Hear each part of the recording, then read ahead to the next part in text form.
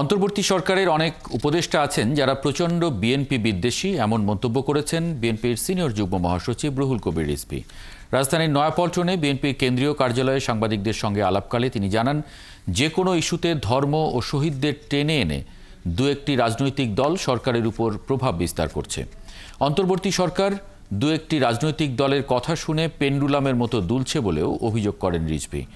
December নির্বাচনের উপযুক্ত সময় মন্তব্য করে বিএনপির এই নেতা আরও জানান, জনগণের আবেগ ধারণ করলে সরকার বিতর্কিত হবে না, তবে বিশেষ কোনো দলকে সুবিধা দিতে গেলে সরকারের প্রতি মানুষের আস্থা নষ্ট হবে।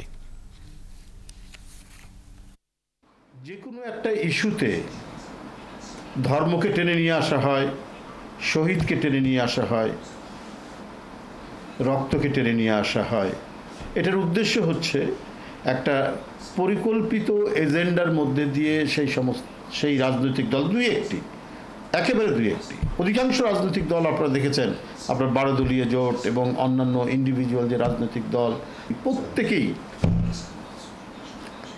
ডিসেম্বরের নির্বাচন কথা বলেছেন। কথাটা তো কোনো অযৌক্তিক কথা না।